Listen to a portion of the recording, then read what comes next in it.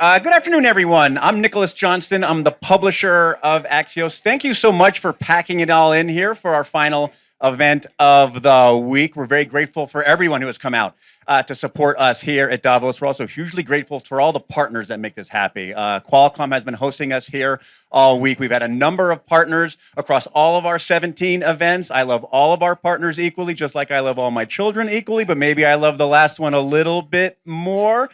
Super grateful for Weber Shandwick for making this conversation, and I'm very excited to welcome to this stage my old pal for a view from the top conversation, Weber Shandwick CEO, Jim O'Leary. Jim, how are you? I'm great, Nick. Thank you for the kind I words, as always. The light at the end of the Davos tunnel. Yeah, thank God. As you have been wandering the promenade all week, give me your top takeaways. Top takeaways from the promenade. Well, I mean, aside from the fact that it was much warmer this year, less snowy, it was kind of a lovely Davos from that regard. Top three takeaways. I mean, the first one is the most obvious, which is that it's like AI, and tech has certainly seemed to taken over this year.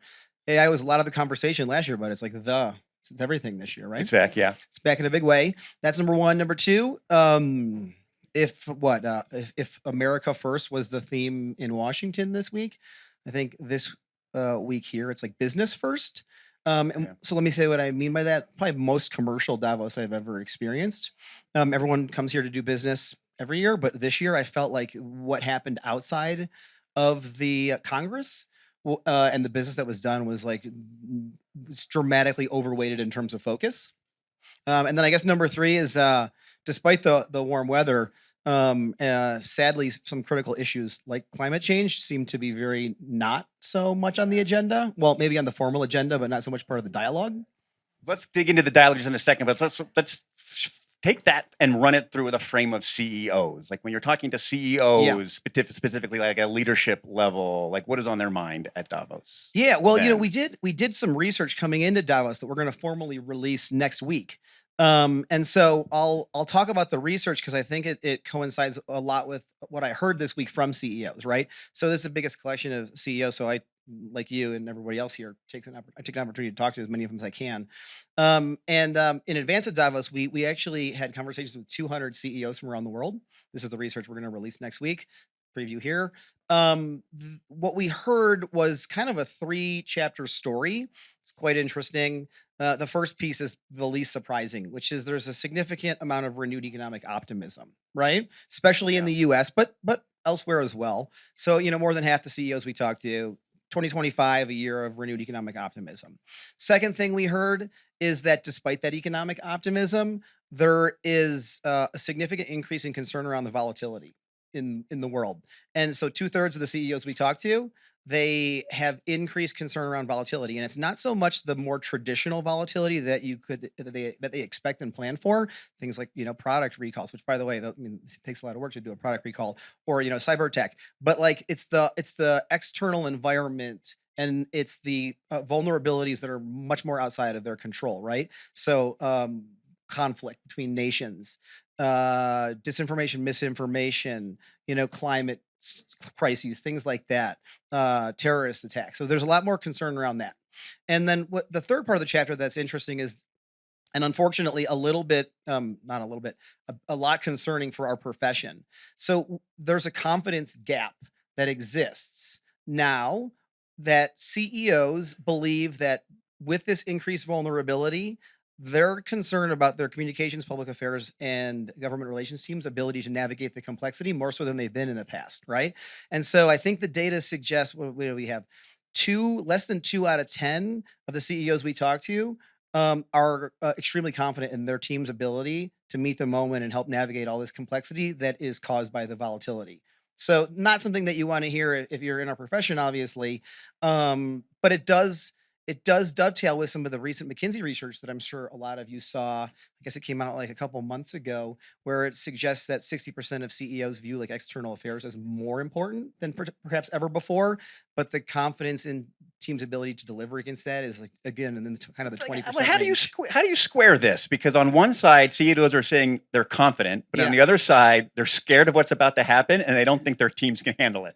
Right. Yeah. Are they just being Yeah. crazy? Yeah. Well, I'm not going to call all the CEOs crazy. No, you're in a safe place here with This team, communicators. no. I mean, look, I think that the renewed economic optimism is something that they're very excited about.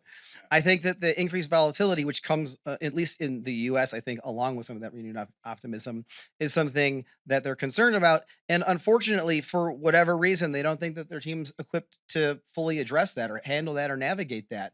And I think that what maybe is potentially most disappointing as a result of that is I think that a lot of the people in our profession feel like over the past several years we've gained a significant amount of influence actually at the C-suite level, right? Yes. Because the role of comms is so much materially important to the success or failure of a company than it's ever been. I want to get to how folks Yeah. in this room can help address that, but I want Yeah. to take a little detour based on what you said about the climate change and ESG stuff. Okay. We've been on a global world tour talking about the We death have indeed. of corporate responsibility. We're 5 years into the BRT pledge, right? I mean, is it dead yet? Like, where are those commitments now? You're always asking me, is it dead, right? Was DEI dead? And then was ESG dead? And now is what, stakeholder capitalism dead? No, no, none of those things are dead. Sure. Has the pendulum swung back? Is there a significant amount of pressure that is now being placed on a number of those things? Absolutely. Do I fundamentally believe though that companies or brands are like no longer believe in the things that they previously believed in, even if they're maybe using the language a bit less? I don't think that that's changed, right? So sure, you're not going to see DEI in every earnings call like you might have a year or two ago, and you're not going to hear ESG on everyone's lips in Davos like you did just as recent as a year ago, right? But like what underpins that? I think businesses are still very focused on, inclusive leadership is central to, their success. I don't think that companies are walking away from what they're attempting to do in terms of decarbonization or, like sustainability efforts or energy transition. So I do feel like still like a lot of the fundamentals of what many have been pushing for over the past several years are still very much there and central to the success of companies.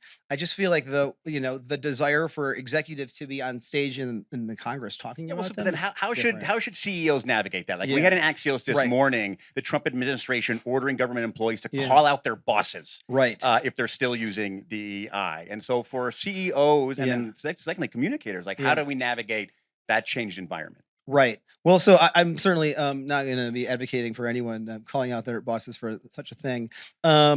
What can CEOs do, or what can comms professionals do? I mean, I think in a moment like this, especially where everyone is so like laser focused on doing business, right? And I would say look at value, and then just look at value across all of the stakeholders, and make sure that you're delivering actual real value, right? And so it's easier said than done, but like for the past several years, it's been like stakeholder capitalism, shareholder primacy, who wins in the debate, and all of the rest. And like it's kind of a bit of a false choice. And I feel like in today's world, sure, maybe certain stakeholders are being prioritized a little more than they were a year or two ago. I'd argue like investors and customers are probably at the very top of that list if they haven't always been. They certainly are this year, maybe more so than employees and other stakeholders. But I think in the current environment, like for comms or public affairs or corporate affairs, team to be successful, like the more that you can deliver value in support of whatever the business is trying to achieve, then obviously it's stating the obvious. But that's Well, let's come back then. Let's yeah, stick with comms professionals, go a little deeper, and then I want to go yeah, deeper on the data you mentioned yeah, about how sure, CEOs saying like they're worried about their professional teams from being able to handle that. yeah, So then for the folks are who have to handle this, like yeah. what's the advice? What's the tip for the folks in the room that they should take away from Davos when they go back home? Yeah, right. Okay. Well, I mean, one, tying back to what I said before, like certainly the laser focus on making sure that every decision that you make and on your during your day job is going to deliver some value and business impact, right? So that you're stating the obvious. I think beyond that, I mean, there's a couple things. One, it is interesting that if there's all of this increased volatility, right? Certainly, there's an opportunity for communications, public affairs, corporate affairs, government relations teams to help CEOs, other leaders, kind of predictively or proactively navigate right all of that volatility. And so there's anything from like the good old fashioned scenario planning, though done in a contemporary way, um, to any type of the things that you would typically do around a crisis. But what I would argue is a bit different in this environment is if there's so much volatility, it's like, when do they say the military, no battle plan ever survives contact with the enemy or something, right? I actually think that like no scenario plan is ever going to survive contact with the amount of volatility that's out there in the world. And so in addition to being able to plan for and be resilient through all of the change, you also have to have an enormous amount of agility. And It's a word I've so heard before. yeah, right. Actually. You've Yeah, heard. 100%. Yeah. Yeah. And is that an issue of sort of also not being reactive, but being proactive? Don't wait for the CEO to call you because then it's probably too late. Right. Yeah. Well, you certainly want to get ahead of that, and then when you do get the call, you got to be able to, to roll with it and react, and then do what needs to be done.